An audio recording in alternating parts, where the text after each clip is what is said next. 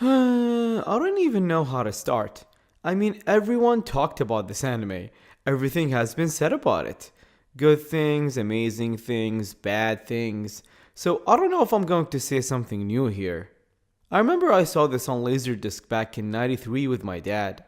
And holy crap, it blew me away just like anyone who saw this back then.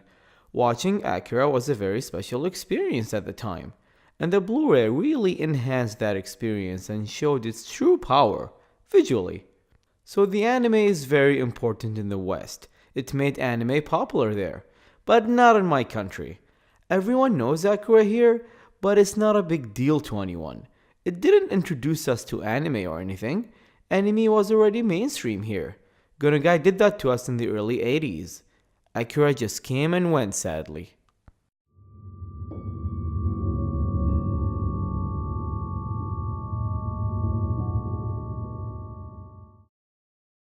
So Akira is a cyberpunk manga written by the great Katsuhiro Otomo, and it spans 6 volumes from 1982 to 1990. And in the great 1988, it was adapted into an anime movie directed by Mr. Otomo himself.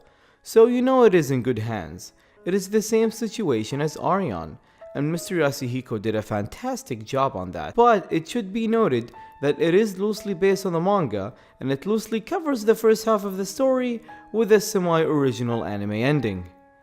Yeah, more on that later. As for influences, there are many things that influenced Mr. Otomo to write Akira, but the main inspiration was Tetsujin 28.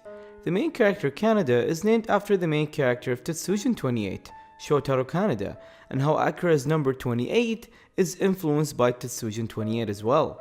And as a fan of Tetsujin 28, especially new Tetsujin 28, this was just a fun little thing to know.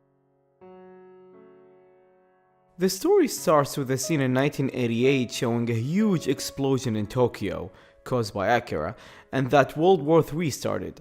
Then the story picks up later in 2019, and the city is now called Neo Tokyo, a dystopian looking city that is filled with anti-government rallies and delinquents. The plot is about these little old children who possess psychic telekinetic powers, like Akira, being controlled by the military, and there are people with the resistance who wants to stop the military from using them.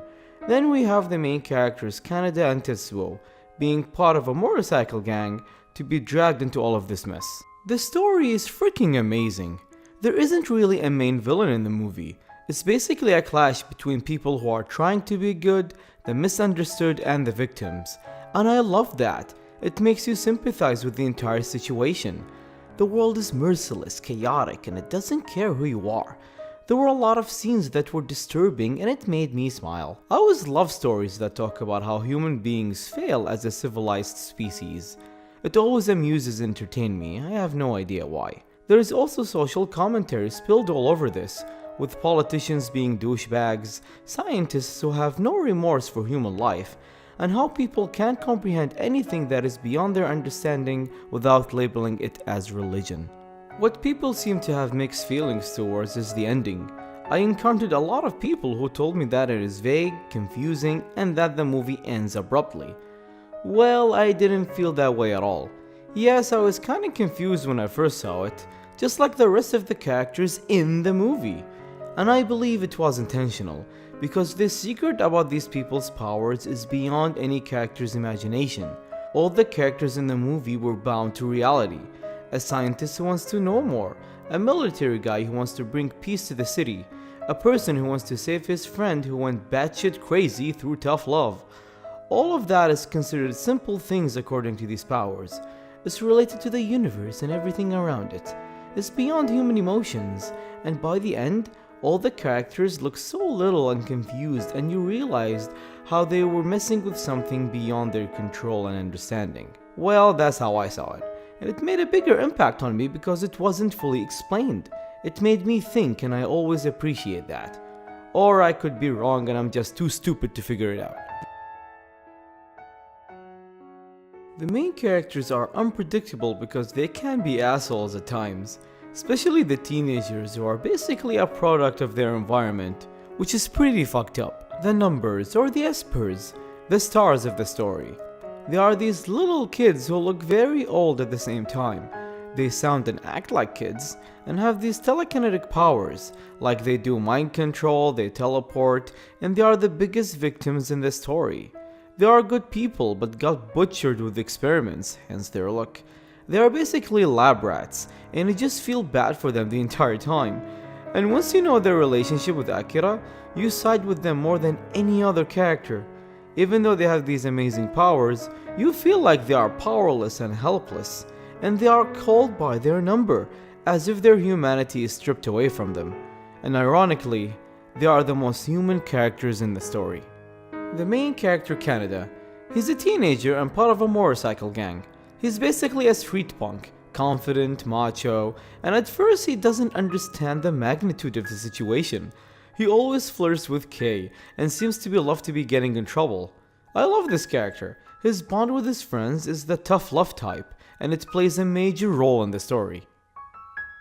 Tetsuo, the other main character, Kanada's childhood friend, also part of the motorcycle gang, and in the story he gets awakened by the same mysterious powers as the Espers, and can't control it. This guy is just a victim of the whole situation, and the fact that he's emotionally crazy doesn't help his case at all. During the movie and by the end, you realize he's just a little kid. Like the scene where he made a cape for himself as if he's some sort of a superhero, shows that there is some kind of innocence left in him. Kay is part of the resistance. She knows more about the Espers than Canada. Her group wants to know the truth behind Akira and the mysterious powers, and wants to stop the government from using these powers. She's a strong character, though not explored much, and it makes sense since the story in the anime is not really about her, so she serves as a good side character here. Shikishima is a guy who is in charge of the military, and he's the one using the Espers for experiments and military purposes.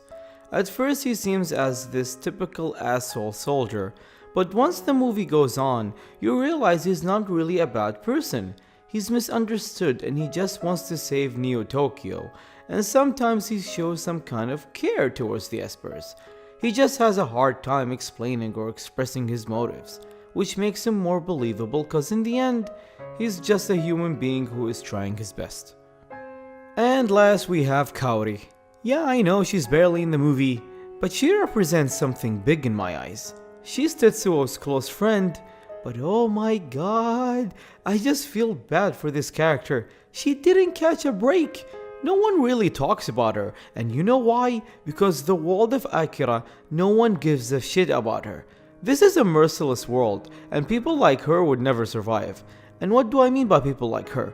You know, the innocent and the naive. In that world, she's just stupid to everyone else. If it was a typical anime or Hollywood movie, this person would survive because good people always win or survive or whatever. And that is why I love the world of Akira. It doesn't shy away from what would really happen to people like her. Mr. Otomo really knows how to set up an environment. Neo Tokyo looks mesmerizing. The huge scale and the detail of the city is mind-blowing. The bikes looks futuristic but realistic at the same time. The clothes the teenagers wear shows the poor status they are in. Whenever I think of a cyberpunk setting, it's always gonna be this or Ghost in the Shell that comes to mind first. And as for character designs, the characters look like normal people, and as Mr. Otomo stated, the hero doesn't have a cool look that stands out from everyone else, he's just like everyone else. And that this is not a hero piece, it's a visual piece, as if everything is told through the visuals. And this is the power of this anime, and it is enhanced more with the timeless animation. What can I say about the animation? I think it's a universal agreement that the animation is one of the best ever made, and the fact that this came out in 1988 still blows my mind. It was amazing when I first saw it, and it still amazes me today. The motorcycle chase scene in the beginning is one of the best scenes animated. The gore and the blood used in here is beautifully done, and it's always a plus to me. More blood, more joy. And by the end, with all the chaos, the animation goes crazy, and it's always a pleasure to watch. But what really shines in my opinion is how the characters are animated so well when they talk. Not a major thing, but I always thought that their body language fits so well with the dialogue, and there is a reason for that. In the movie, Mr. Otomo used pre-scoring, and for those of you who doesn't know, pre-scoring is when the voice acting is done before working on the animation. So the animators animated the dialogue scenes to fit the voice acting, and the result is superb. Everything feels natural.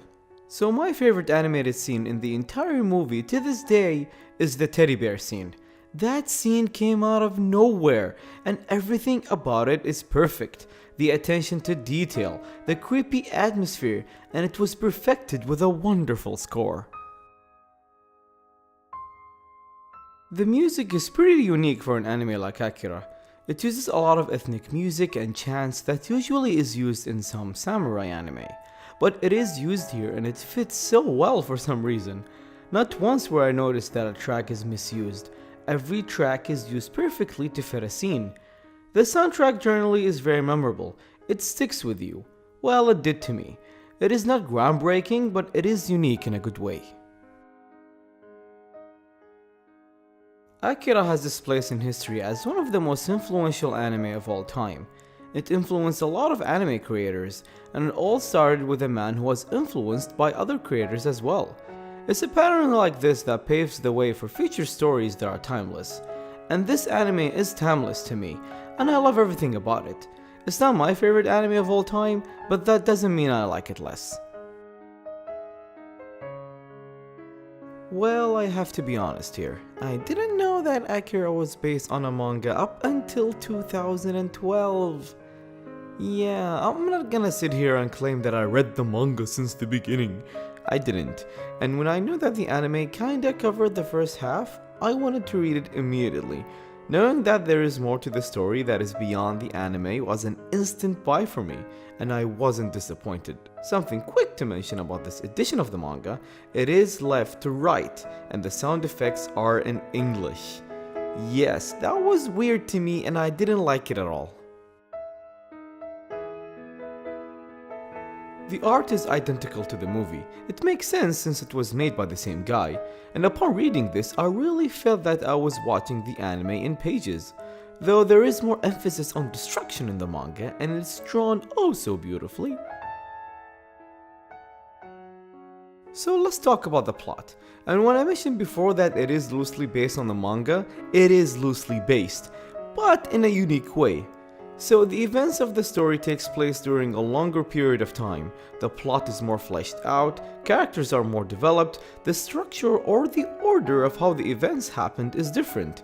There is more exposition on everything, more awesome battles and subplots.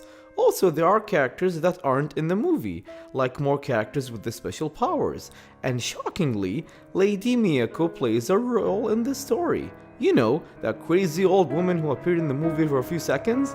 Heck, during the first few pages on volume 2, I went like, holy crap, she's an important character! And that was a huge sign that the manga is a different beast from the anime. Lady Miyako in the manga plays a crucial role in the story, and she is freaking amazing. She steals every scene she's in. She's the wise character, but at the same time, terrifying. Also we have Chiyoko, who is Kei's partner in the resistance. And wow, I love this character. You do not mess with Chiyoko. She'll blow your face off with a punch. She's like the bodyguard to the main characters, and like a big sister or mother to Kei. And speaking of Kei, I felt like she is the main character more than Kaneda. Just like Lady Miyako, she is important to the story up until the end. And that's when I realized that the anime did not do her justice. She's an awesome character, and her relationship with Kaneda is well developed here. Another relationship to talk about is Kaori and Tetsuo's relationship, and it is so adorable in here, yet sad at the same time. Kaori is introduced later in the story, after the events of the movie, the first half, and she gets more time with Tetsuo, and she is the only character that Tetsuo shows his human side to. And just like the anime, you feel sorry for this character, and her tragic fate in the manga is more depressing than the anime, in my opinion. Some useless thing to note is that I love the name Kaori. It's my favorite Japanese female name, and the meaning of it fits so well with the character. The most important thing in the manga for me is showing more of Akira. You know, that title character. In the anime he was barely there. Now we know more about him and his powers. He doesn't speak though, he only said a few lines throughout the entire manga. People toss him around like a toy trying to steal him, without a single fuck given from him. He just lays there, emotionless, and sometimes acts like a toddler. But there is some mystique about him.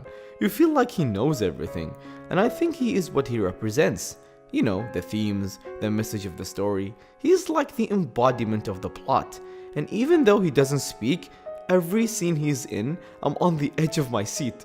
There's something about this character that I love so much, and to me that is good writing. Mr. Otomo was writing Akira through his visuals, and that is why he made me think so deeply about a character who barely freaking speaks. So I mentioned before that the story loosely covers the first half of the story, right? And that the anime has a semi-original ending? Well, I'm going to explain that, but not in detail of course, because it will take forever. So if you don't want spoilers, then skip to this part. So during the first half of the story, the anime, there were a lot of differences, like I mentioned with new characters and the inclusion of Lady Miyako in the plot, but a lot of events from the movie happens. It's not 100% different. So after the Soul attack on Tetsuo, he disappears for a while unlike the anime, and the plot progresses with characters with different sides trying to capture Akira. But when a big confrontation happens in the third volume, almost everyone is around Akira. Takashi tries to talk to him, and he was so happy. And then the fucking mouse Mr. Nezu shoots Takashi in front of Akira, and Akira snaps and causes a nuclear explosion. And then the amazing final pages shows the aftermath of the explosion, with Akira playing with stones, and suddenly you see Tetsuo, and he was just staring at the crying Akira, and the volume ends. So this is what really happened during the first half of the manga. Of course, I didn't cover everything, I just want to show you how the first half that loosely covers the manga ends, and as you can see, it is different from the anime. Then the real meat of the story begins. A short amount of time has passed, with Canada missing, New Tokyo is divided into two sectors. Lady Miyako controls the east side, and Tetsuo controls the west side, which is called the Great Tokyo Empire, where people worship Akira, and Tetsuo actually running everything behind the scenes. And that's where he meets Kaori for the first time. During this part of the story, the world feels like it is post-apocalyptic. It resembles Hakuto no Ken, like a lot.